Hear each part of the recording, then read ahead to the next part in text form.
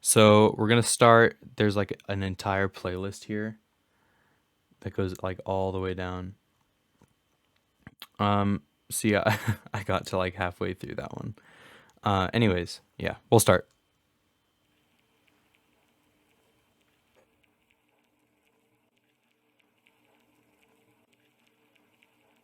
I'll have to adjust the audio as I go.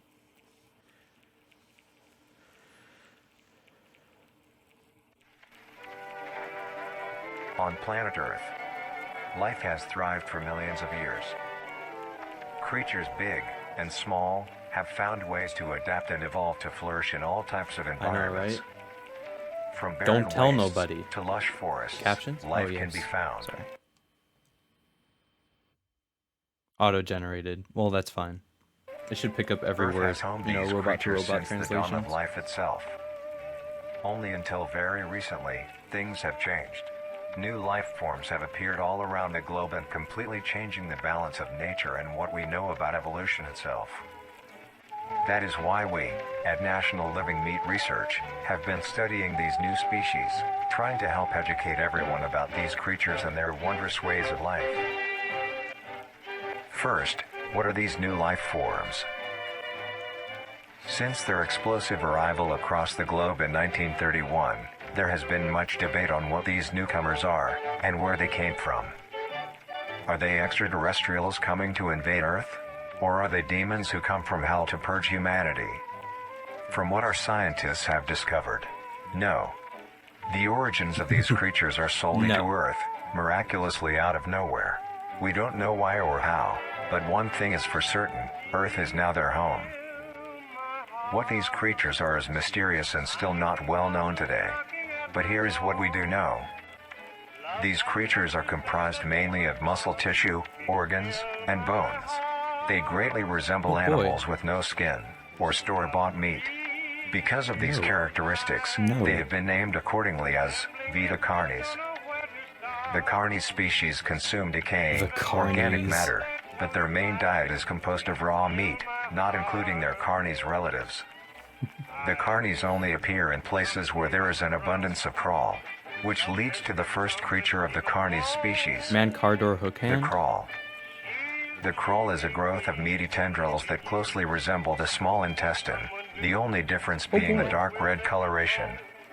These tendrils grow in a similar pattern as vines, mold, or fungi. A primary stem structure is the host to divisions of other, smaller branches. In each tendril contains a variety of veins, arteries, and other similar organs used to transport nutrients absorbed from its surroundings. The ends of these tendrils are equipped with organelles used to absorb water and organic matter necessary for growth. The source of these organic materials is mainly found in dirt and soil. I didn't think so, because like to me it looks like veins, right? Or maybe like the nervous system or something like that. I don't know. I didn't think they were red, but I guess it would make sense, right? If blood is red and like muscles are red. Soil on surrounding surfaces. Using its root-like tendrils, it absorbs the material and processes it into usable energy. Although, the crawl also obtains energy through another means. Using a sophisticated form of photosynthesis, the dark pigmentation of the smaller branches is ideal for absorbing sunlight, and therefore allowing solar energy to fuel the crawl's growth. Because of its efficiency, it thrives in almost all types of environments, easily allowing it to spread across the world and can be found pretty much anywhere. South America. Its recent inclusion in the ecosystem has caused many major changes in nature's balance. Yes. One may assume that the crawl's presence may outcompete any other competitors, but due to its unique life cycle, where old branches fall off and decay into nutrient-rich compost, all forms of life seemingly flourish instead. Hell yeah. The crawl's abundance grants plenty of nourishment to all animals, from plants feeding on the decayed crawl, herbivores thriving on increased plant population, and carnivores feeding on both the abundant prey, and are able to eat the crawl as well. The presence of all these animals leave behind waste, which will be broken down and consumed by the crawl, and the cycle begins again. Damn right. This form of symbiosis leads to an environment where all populations thrive. Humanity also uses the crawl to our advantage. Because of the supernatural rate of growth and its richness in nutrients, it has been sustainably cultivated into domestic farms. The crawl is harvested. I know, right? Look, that is not a human. I thought at first it was like that's a creepy thing. That's like your arms. Shut the fuck up. Also, like, the fucking calves.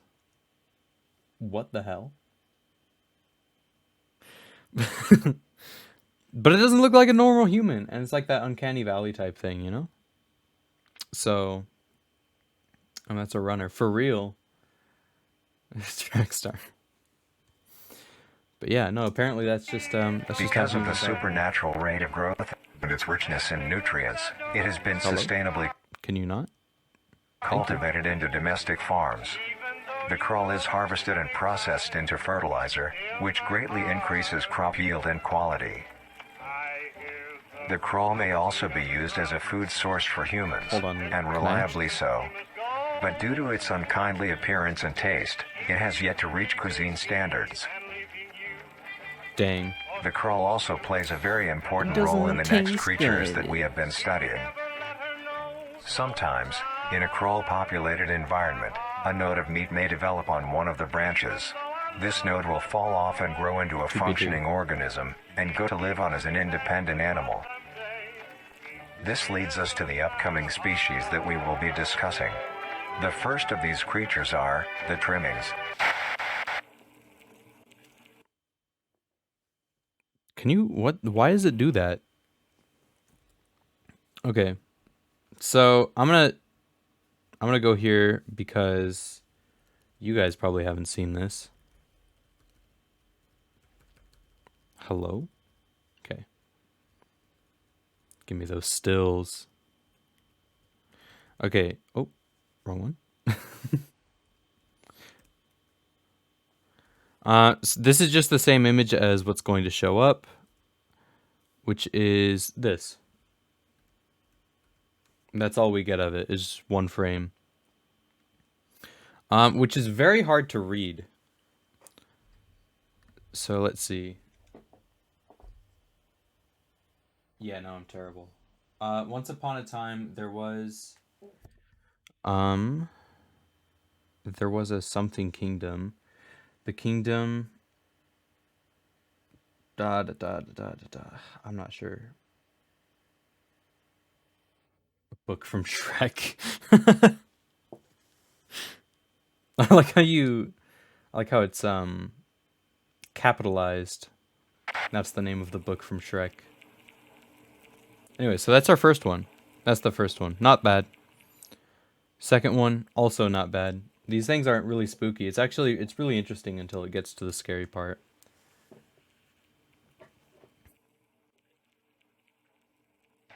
The Trimmings. Trimmings are small animals that resemble skinned raccoons. They are commonly known to have a plump body, round head, small eyes, nose and ear holes, and an agape mouth. They are also equipped with a diversity of limbs. Nice. All individual Trimmings are unique, each with a different body shape, number of limbs, skinned and other raccoons. characteristics. One thing they all share in common is that they are made mostly of meat tissue and are a maximum of 20 centimeters in length, no larger than a basketball. Its life starts with its separation from the crawl. It will wonder to find anything that is edible and able to consume.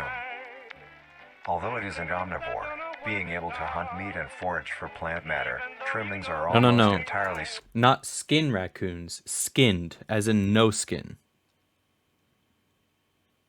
Scavengers. Their diet Where did the captions of go? Plants and meat, Get them shits back on there. but not limited to Fuck you, take it away from me. fruits, vegetables, roots, seeds, insects, and deceased animals. Although its appearance is unsightly, it is a cowardly creature, only fleeing, screeching, and hiding when threatened. Because of its lack of defensive traits, It lies near the bottom of the food chain, Damn. making it easily overpowered and picked off very regularly by predators. Like rabbits. Naturally, its population would eventually die out. This is not the case. Oh, hold on. What was that?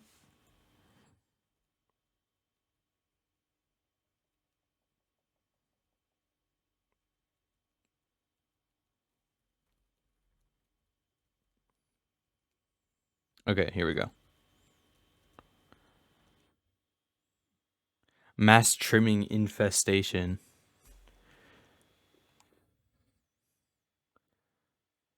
Estimated 400 plus trimmings gathered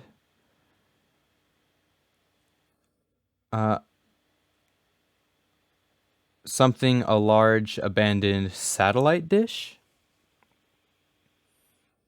Bald raccoons are still cute? What the fuck you mean? Hold on. Hold on. We gotta look this up. Never mind. I put it in full screen and I don't want to take it out.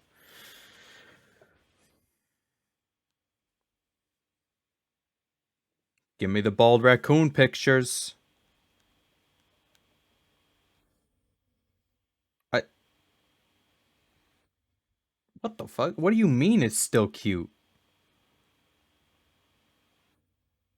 Oh, some of them are. Some they look like bats.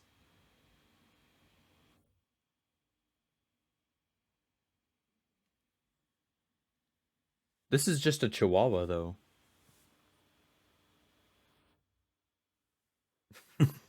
Anyways, let's get back to it. Is not the case. The crow constantly produces a large quantity of trimming nodes, keeping up their numbers. Naturally, trimmings can be found wherever there is abundant crawl. Nice. Trimmings grow at a decent pace, reaching maturity at around 7 months, having a maximum lifespan of 2 to 4 years. Although they are plentiful, humanity has no proper way to implement trimmings into society. Their overabundance has even considered them pests, Damn. due to them digging through trash bins and making excessive noise at night. Besides all of this, some people still keep trimmings as pets Why? and relatively domesticate them. Why? Nuisance Gross. or not, trimmings are a wondrous creature from their planet. Could you imagine if it feels like what they look like, dude, that is sticking to everything in your house. It's leaving behind gross smell. Fucking it'll rub up against your leg. You gotta change your fucking pair of pants because you're never gonna get that. You just gotta burn them. You're never gonna get that smell out of it. It's disgusting. Why? Full numbers, to their skittish nature, they are truly a thing to behold. The next species on our list is the meat snake. Was that something? Is the meat snake. Ah, yes. Music. Was this anything? Oh, there was. Again, I muted it. I'm sorry. I apologize.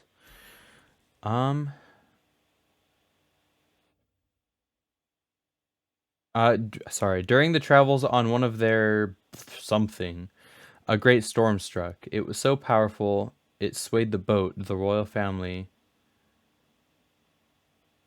Oh, the royal family rowed and pushed the prince out and into the sea.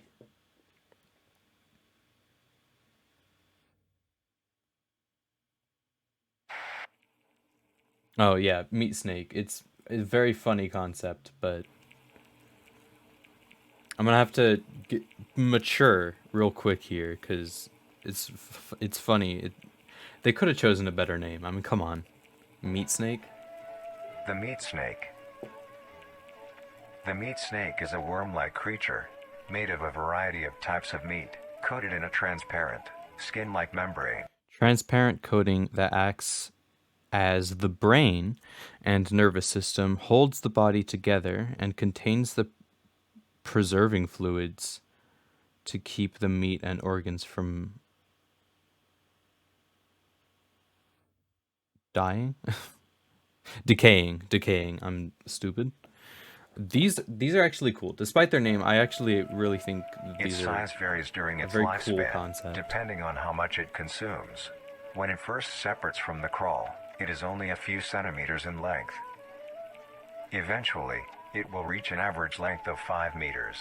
Although, under extreme conditions, like natural disasters, war, or plague, it can greatly surpass this length.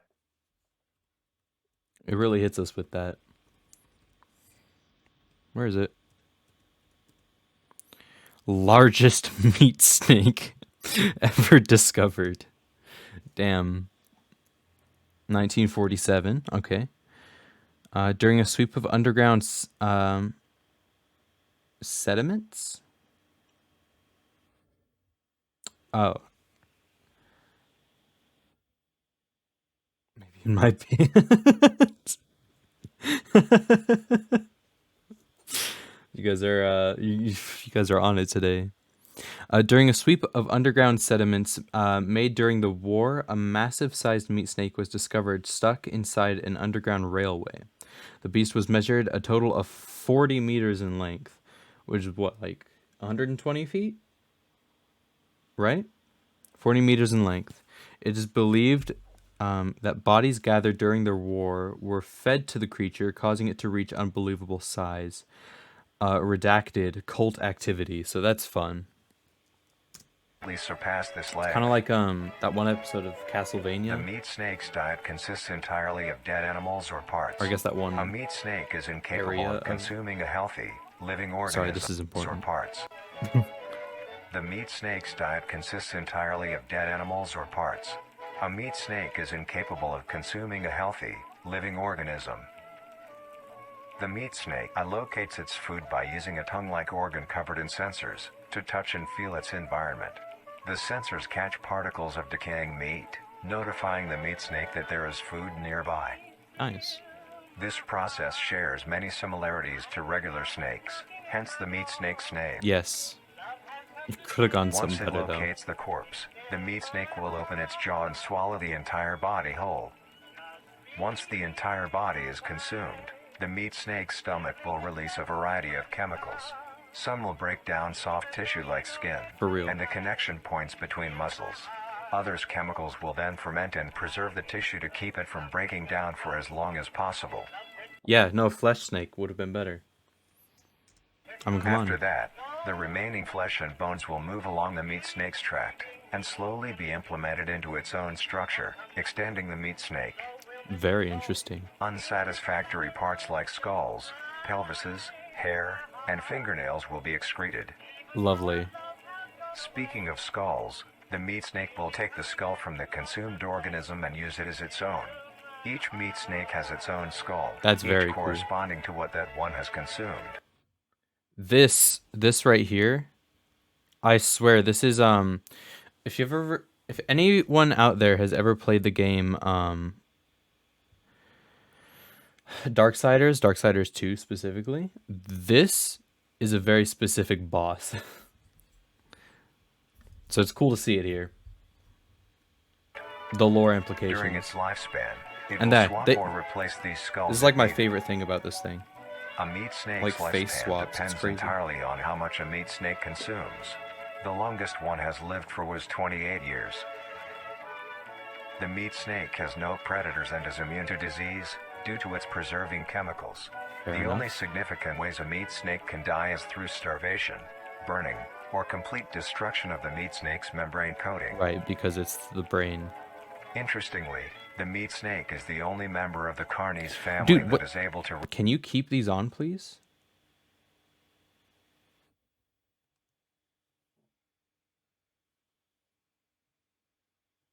reproduce. When a meat snake reaches an excessive size, and is in the conditions to do so, it will commence mitosis, Lovely. splitting itself in two. Great. Then the now two meat snakes will go on their separate ways and live on as two distinct No, organisms. they don't. Meat snakes can only be found in moderate temperature climates, not too hot, not too cold. Moderate sorry. temperature climates, not Not too hot, not too cold. Like Russia? Greenland? The Sahara Desert? Not too hot, not too cold, you know. Not too hot, not too cold. Their population depends entirely on the amount of corpses available. Where there is death, there are meat snakes. Humanity Gosh, I sure will use hope them not. to our advantage. My goodness. Meat snakes are a very efficient and clean way of disposing of any meat products. The preserving fluid within the meat snake's body disinfects the carrion, preventing the spread of disease. Humans use meat snakes in butcher shops as a waste bin, dispose roadkill, within war on the battlefield to dispose of festering bodies and parts, Okay. and within zoos to dispose of deceased animals. Nice. Cool. So we use They them are as garbage extremely tame, cans. not caring if any creature is around them, only acting defensively when it is within consuming a meal. This means they are very easy to tame. Tame? Overall, meat snakes are a marvelous creature with a very interesting way of sustaining itself. Uh-huh. It is an amazing experience to encounter one, as long as you don't mind the smell. I do. I'm sorry. I mind the Our smell. next creature is the mimic. Oh, shit. Creature is the mimic. No, not that.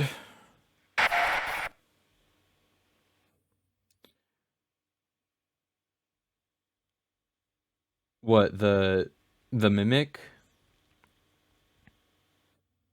After being stranded at sea, the young prince eventually was cast to an island, injured. The prince stumbled his way into a nearby cave. The prince used what magic he could to put himself into a healing sleep. How the hell does this connect at all? MatPat and the person that he was with, which, like, it's a great video, you guys should watch it. If I put this on YouTube, it's in the description. But they theorize that, like, this guy is the start of it all. So, like, he puts himself into, like, that sleep, and then just that shit just starts somehow. Which, I mean, I guess, yeah, sure, why not? Yeah, that's what I assumed when you read that. Yeah, like, I don't know how it starts, but maybe, like, the cave has something in it. I don't know. Brings it back or something. Somehow. Yeah, I don't know. I mean, it mentions, like, magic, so maybe he just turns into, like, the crawl. I don't know. But so the mimic is next, and the mimic is the one that I couldn't watch all the way through because it just, like, takes a turn. It's, like, really scary.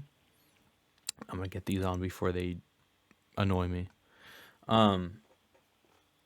But so it's not like a lot of other analog horrors where you get, like, it's the mimic and it, like, copies a person and it becomes someone that you know or something like that. It's actually it's its own creature. I don't know, because I hate mimic thing. It's its own creature and it just has, like, like a humanoid build. That's pretty much it. But we'll get into it. I think it's just more scary because the production quality went up somehow between the last two. The mimic.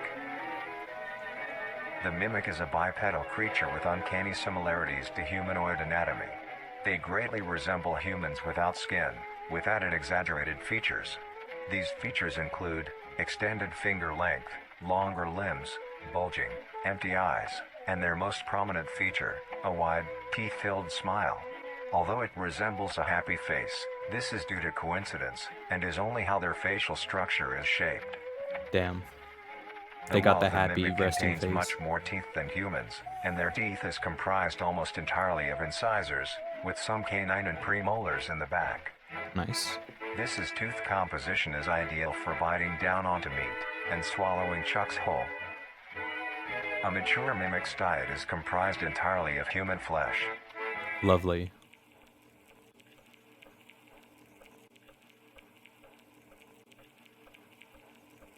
Because of this, they are found solely around human-populated areas. Makes sense. The mimic's life cycle is made of 3 stages. In the first stage, a young mimic separates from the crawl.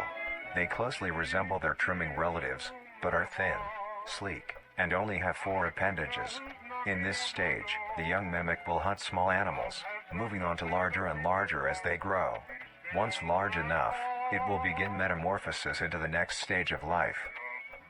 Once fully transformed, it will resemble the description mentioned in the beginning. Nice. Its hunting style changes and becomes much more complicated. It now stalks and feeds only on humans. It will locate human-populated area and begin its search for an easy target. Was that... I'm sorry, was that... It now stalks and feeds only on humans. It will... What was that? Why is this... Why is this here? It will locate human-populated area and begin its search for an easy target. To blend in, it may use objects to conceal itself. These include clothing, mannequins, and furniture. How the fuck does it use mannequins? Once a target has been found, the mimic will observe its prey and learn its routine and when it is most vulnerable. This is typically when the human is asleep at night. Once the prey is within position... You think it just puts clothes on and it's just like, yes, I am human. And then people are... Yeah. And then people are just like, that's a human being right there. How the fuck does clothes work? The mimic will advance silently until it is close enough. The mimic will then execute and immediately begin consumption. Once the mimic has had its fill, it will leave the scene, a fair distance away from the human population, and begin to digest its meal. We are easily fooled. Although, in the case that a human is awake, a mimic will use a variety of sounds to either lure or startle prey into cornering themselves. Once a human is in place, it will swiftly attack and kill the helpless target. This is the part that got me, dude.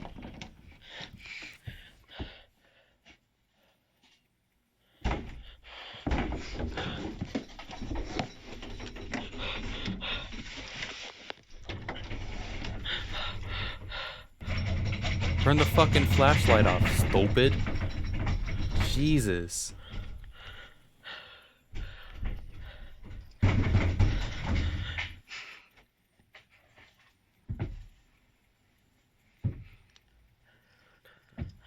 Fucking stupid. You just had to keep the fucking flashlight on, huh? His can smell you. Probably. I don't know. Does it say that?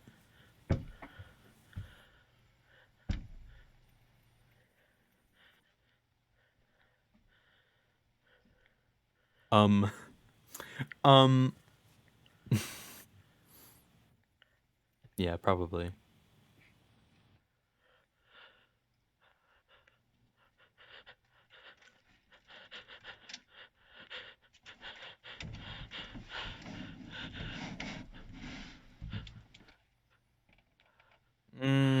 No.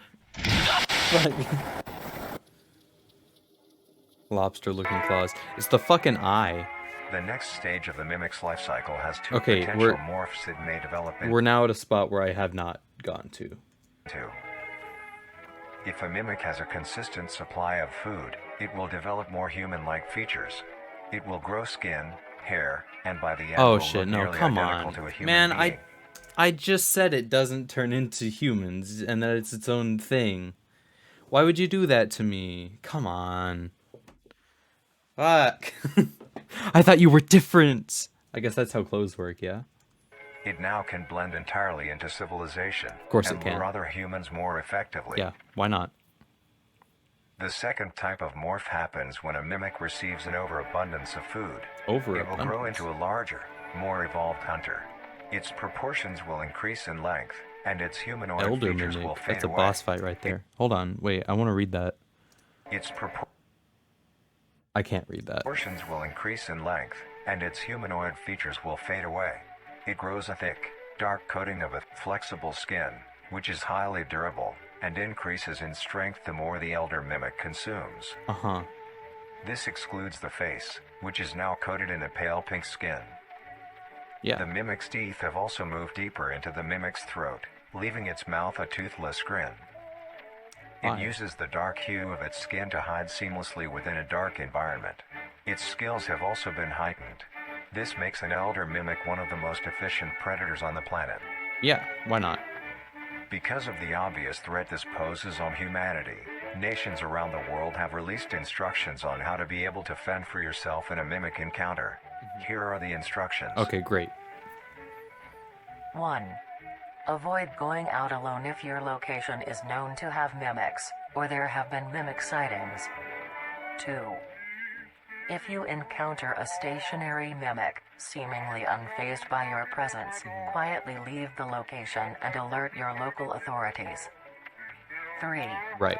If pursued by a mimic, get yourself into a position where you are able to flee. Mimics will rarely attack if a person has a clear escape route. 4. In the event that you have been cornered by a mimic, roll into the fetal position, protecting your neck, face, and vital organs from attack. Make as much noise as you can to alert any other people. 5. If you have a weapon, do not use it. And give A up, mimic right? is fairly resilient, and any strikes or shots on a mimic is not effective enough to bring it down in time.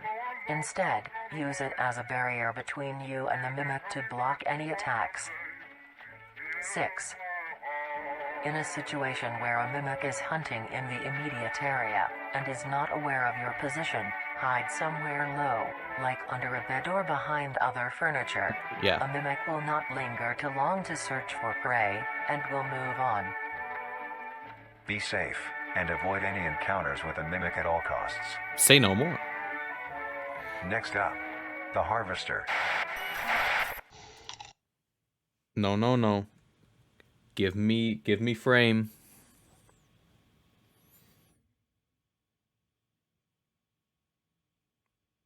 Yeah, it didn't explain.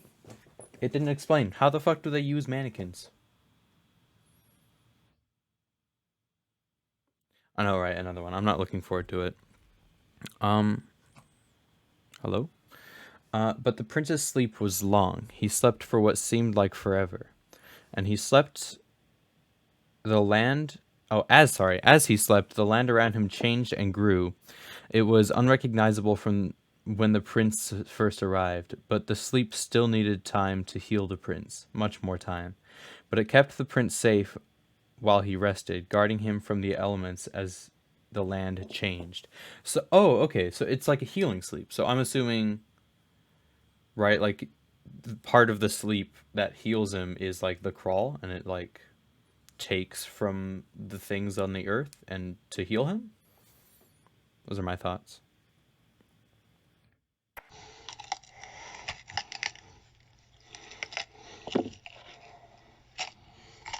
Oh, it's just okay. Crunchy.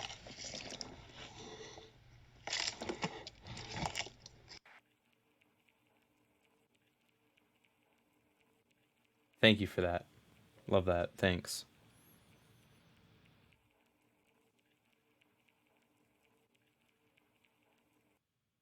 You.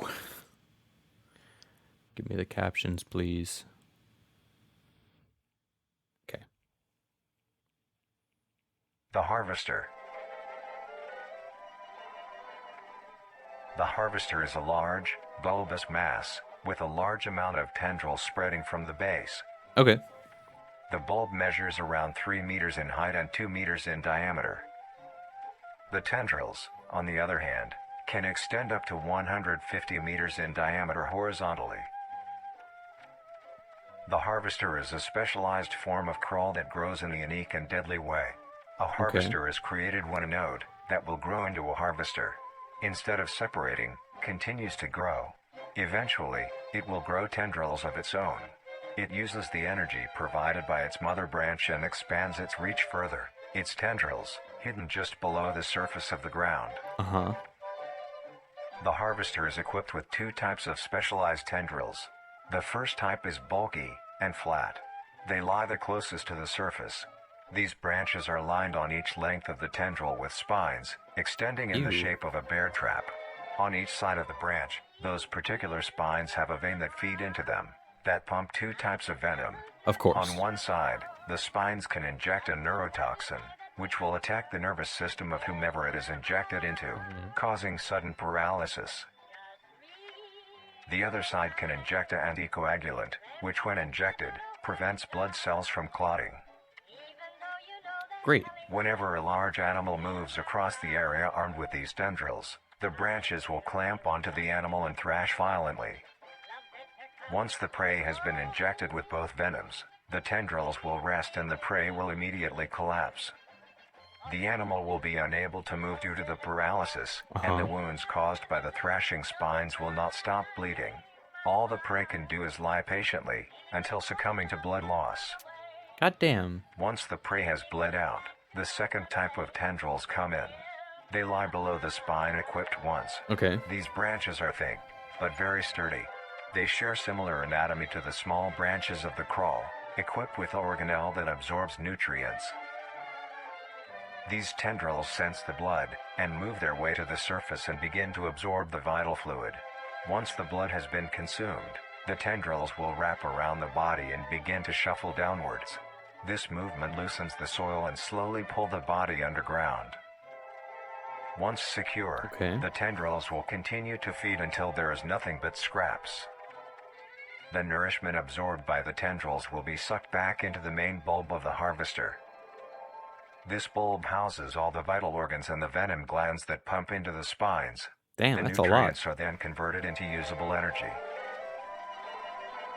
The remains underground decompose, providing a rich soil, causing very prominent plant growth, which then attracts more animals. Goddamn. A strange behavior the harvester displays as its choice of diet. So, this, like, the whole concept of this, like, the crawl and all of that stuff, it's just, like, it's naturally built smart. It's, like, it's really intelligent. Even though it might not necessarily have, like, you know, like like a level of intelligence, like, to process what it's doing. It might still be like an animal, but it's just like naturally smart, and that's kind of like the scary thing about it. I think the spines will only activate on it's also larger kind of animals, allowing smaller ones to pass by unaffected. The spines will also not activate on some species of bird. There are a couple theories as to why this happens. One, it could be that attacking smaller animals would cost too much energy for what they get in return, making it not worth the time.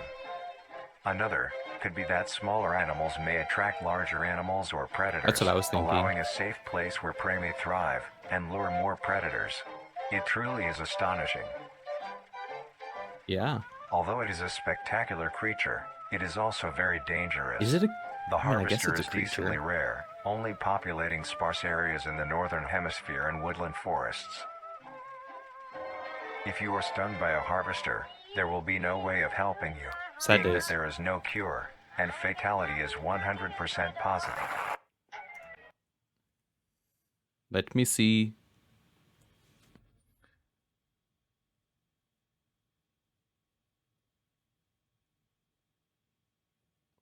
Family attacked by harvester while hiking. I'm not going to try and read that. That's not for me. Authorities refuse to handle the harvester, only putting up warning signs and address the public to be more careful. So what, they just can't, like, they can't fucking get rid of these things or what? If that center bulb just, like, holds everything, why not just destroy the center bulb, right? The best thing you can do is avoid encountering a harvester in the first place. If you are hiking, take note of any warnings or signs saying that there are harvesters around. If you also notice an abundance of lush, ground-dwelling plants in a forested area, and there are no signs of wildlife, this is suspicious and you should leave the area, staying close to the base of That happens large everywhere, trees or though. rocks. If you find yourself in the middle of a harvester ground, do not panic. Sudden movements may activate the tendrils and will inject you. Although a harvester is rather forgiving, do not risk any skittish movements. Remain calm.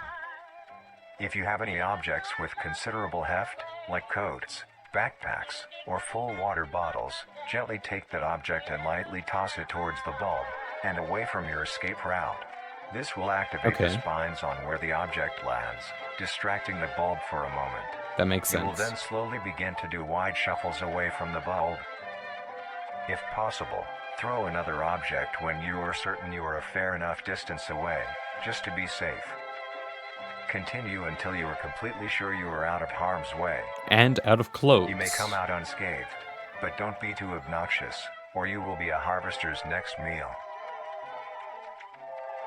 Next up is Okay. the host. The what? Hold on. Up is the host. The host. The host.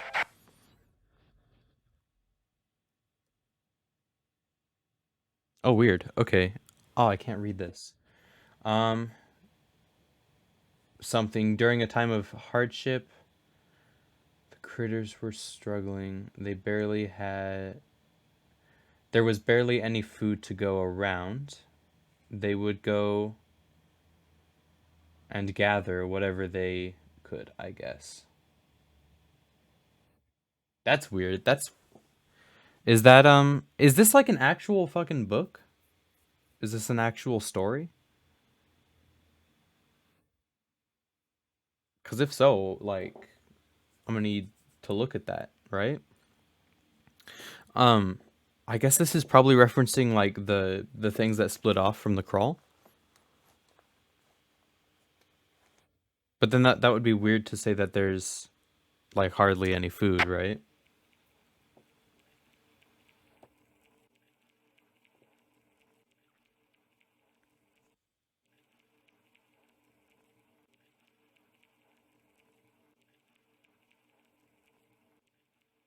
The host of influence. The host The host of influence. more commonly referred God damn, dude, this guy's got like a Dark Souls boss name. to as the host, Mhm. has its name derived from a host who invites guests to an event. Not to be confused with a host, a harborer of parasites or disease. Oh, okay. The host is a semi-humanoid looking organism. It has the structure of a head, torso, and arms. Other than this, it shares no other characteristics. The lower half of the host is comprised of a mass of fibrous tissue and tendrils Okay. that burrow into the ground to hold the host in place. Instead of skin, the host is covered in muscular tissue fibers, tendons, and veins. In some parts of the body are covered in a meaty plate, used to cover any large exposed areas, but allowing movement. The Okay. host's head has a smooth surface where the face should be, attached to a crooked neck, which houses a slit in the front used for feeding. Oh, ew. On the host's So back it like opens is up a from mound the of neck? I pores. don't like that. Protruding from these pores are hollow, hair-like structures, extending outwards. These hairs are barrels that release spores produced within host's body Oh. by being fired into the air. Spores? These spores are hazardous, so keep clear of them at all costs. Luckily, spores are hazardous, so keep clear of them at all costs.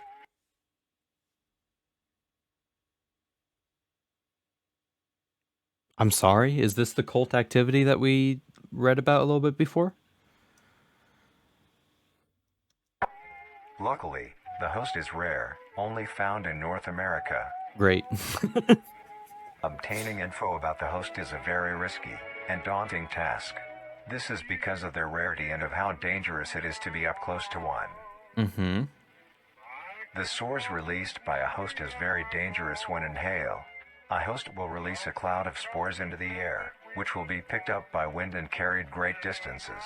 If an organism inhales the spores, the particles will find their way into the organism's brain and infect Great. them. The Last of Us.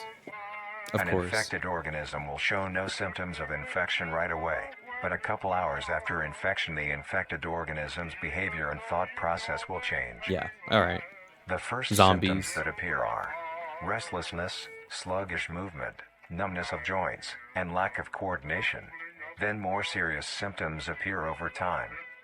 These include dizziness, migraines, impaired speech, and trembles. If you, or someone you know show these symptoms, contact poison control or Why'd it get so emergency dark? services. After a Oh, total okay. of 6 to 7 hours after infection, the organism will cease all activities they were previously doing and begin to walk. The direction the infected will walk is towards the host whose spores have been inhaled by the infected individual. Damn, only 6 to 7 If the hours? infected makes their way to the host, they will kneel down in front of it, expose their vital organs, and the host will promptly gut and remove those organs. God damn. The host will consume them and discard the leftover scraps. However, if an infected organism doesn't reach the host within a 36-hour span or is treated for their infection, They just die. the effects will wear off and return back to normal. Oh. If a host is unable to find prey or doesn't like its current location, it will unroot itself and move to a new location. It can just do that? What the fuck? Their scarce numbers and the hazard of being around one makes getting info about the host very daunting. All you need to currently know is that the host is extremely dangerous and should be avoided at all costs. Next, the monoliths. Monoliths? What the fuck? No, give me the lore. It's the little gnome guys from what was that game called? Little Nightmares from that game, my goodness. Although one day the critters found the cave while searching for food. They found the prince entranced in his healing sleep. The critters were so awestruck and enchanted by the prince's magic. Grammar's a little bit weird. How many does that put us at? What, 6? It's only been an hour?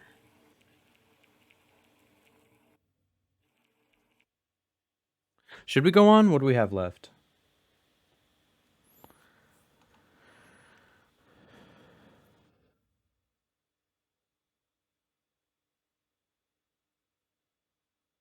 Guide to owning a pet trimming? Meet snake specimen. Mimic defense instruction tape. So this is weird. Like, it's analog horror, but it seems like instead of focusing on the horror of it, it's like building its own world, which is really cool. Cheese crawl pen cooking. Okay, so like that's using the crawl. That's weird. Okay, so I say we'll finish this last one of this series because I think this is just all of them, right? Yeah, I think this is just all of the types. So we're gonna do this last one, and then we'll come back, and on the next stream of this, we'll finish out these. Oh, maybe not actually. This might, yeah. Anyways, so we'll do this last one, and this will finish out like this part of it.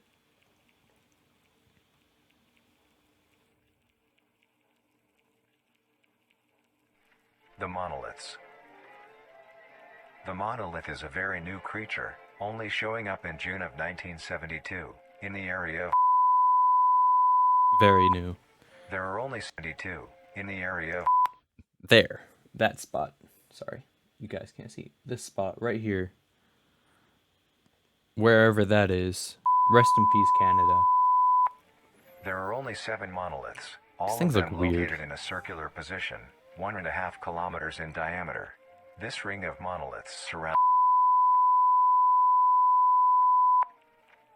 The monolith is a Titanic-sized being, measuring roughly 120 meters in height.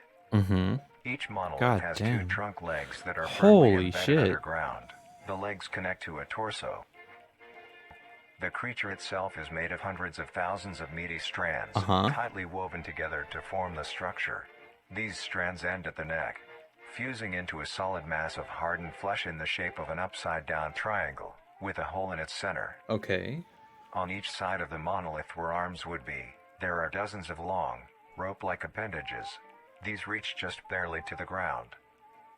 At the creature's feet, the strands go deep into the earth and extend horizontally a decent distance away. What the monoliths do is simply stand and do nothing. The only Okay. activity documented that the monoliths have done was in Great. during this period, they were extremely aggressive. When the group of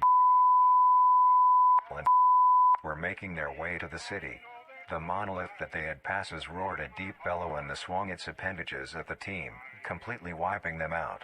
Damn. When military vehicles were dispatched, once they got close enough to top the monolith, it roared another call, Topped? this time releasing an EMP blast, completely I'm knocking sorry? the vehicles out in the EMP? vicinity. Finally, long-distance rockets were fired and struck the creature.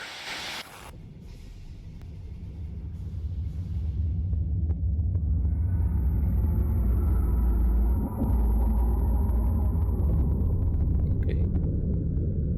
This is another, like, siren head type thing? Although damaged, it Hold on, regenerated. what was that?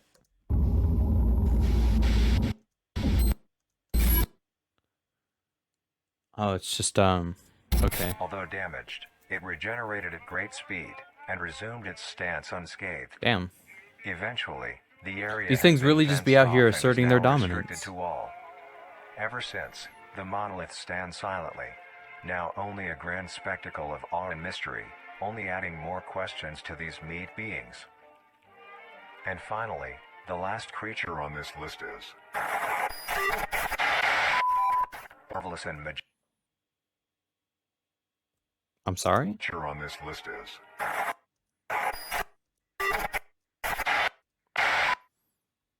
What was that?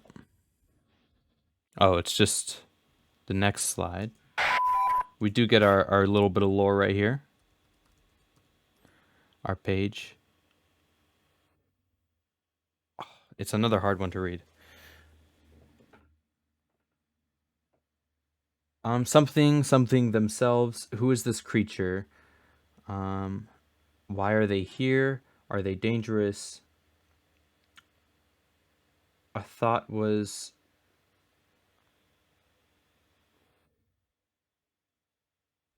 something. What if this creature could use magic to help them? It may grow food.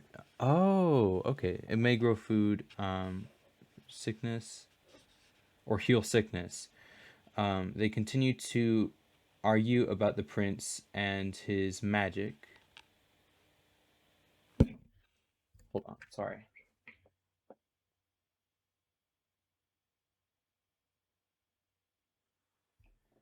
The majority of the critters agreed that the prince was dangerous and should not be meddled with. Okay, my goodness, marvelous and that's hard to read. majestic world that exists today. It's as extraordinary to have such strange and mysterious beings appear all around us. Thank you for joining us on this journey of exploration and discovery of the lives of these living meat creatures. Mm-hmm. Dang, so they really they don't tell us the last one, huh? More to come. Thanks.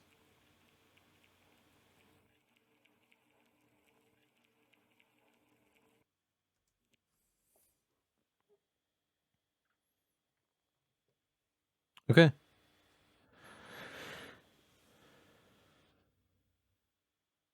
All right.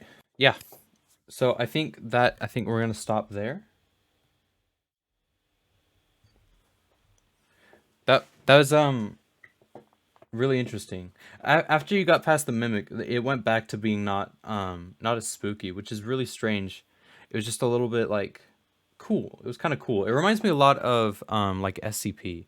There's a very specific SCP that I know about, and it was also brought up in GT Live, which made me very excited. It's called the Flesh That Hates, I think. I forget the number of it, but basically it's just like this area in somewhere in like Russia, I think, but where it's just like living like flesh, basically. That's it. So it's just like these things. And I wonder if it took inspiration from that. Let's just look at the... Yeah.